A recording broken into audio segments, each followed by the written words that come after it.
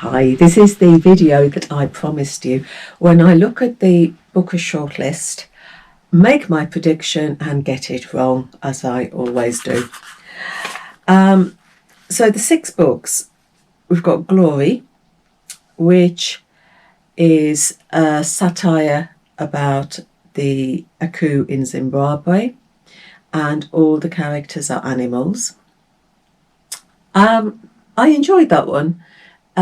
I couldn't quite see why animals were used. I didn't see the purpose of animals. In a comparison with George Orwell, you have the animals slowly taking on human traits. But in this one, all the animals have got mobile phones and drive cars, and I just didn't see why we were using animals. The next one on the was Oh William by Elizabeth Strout, and this was the third in the Lucy Barton trilogy, when Lucy and her ex-husband William go on a road trip to Maine to try and find the secret that he has discovered about his family. And it's written in a very conversational style. It feels as though you're sitting over a coffee table and having a conversation. It's that sort of style. The next one on the list is The Trees by Percival Everett. Now, this one I really did enjoy.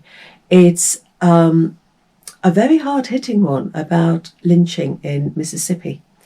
And it takes as a springboard the lynching of a 14-year-old, Emmett Till.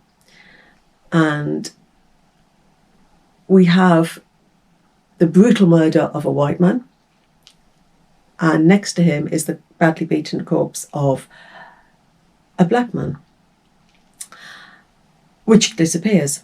And then we have a second murder of a white man who again is badly beaten and mutilated, and the same corpse, the same black corpse that was in the first murder has reappeared in the second murder. We are in this really racist Mississippi town, and 2 black detectives come and a black female FBI agent to try and solve the murders. There's very gruesome murders, there's humour there, but there are a couple of bits when you just stop and the message that he's getting across hits you between the eyes.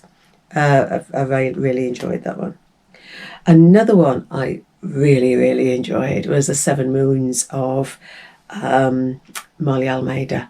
This was terrific. It was the story of Marley, who is murdered and finds himself in the afterlife, and he has got 7 moons, 7 days to almost get his affairs in order before he moves on to the next place. And because he was a war photographer and has got lots of negatives that will reveal the truth about what goes on in wars, he wants those to come out into the light. So from the afterlife, he's got to try and reach people to get these negatives into the public domain. A fantastic read. I really enjoyed that one. The next one was Small Things Like These by Claire Keegan. Again, a very powerful read. It's one of the shortest books, 120 odd pages, I think it was. And this is set in Ireland, and you've got hints of the Magdalen laundries. Bill is a father of 5, and he's a coal merchant, and he delivers coal one day to the convent and discovers something that maybe he shouldn't. And so he's got this moral dilemma.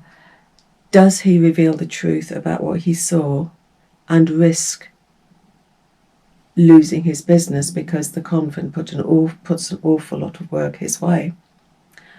Or does he stay silent? And it's this book about the moral dilemma, and it's set around Christmas time. So you've got lovely wintry descriptions as well. I adored that one. And the final one of the 6 is Treacle Walker by Alan Garner, a book with so many layers.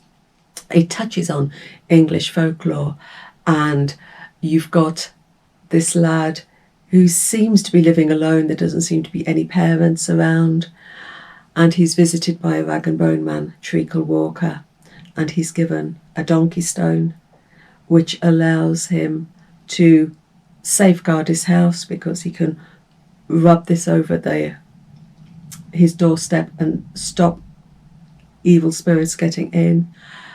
He's given some ointment which almost gives him second sight. He's got a dodgy eye and he's got a good eye. When he looks through one eye, he can see reality. When he looks through the other eye, he can almost see into another reality. He even enters into a comic book world. So many layers in that one. It keeps you going and searching and discovering. Every time you read it, you discover something that you didn't see last time. So those are all the 6.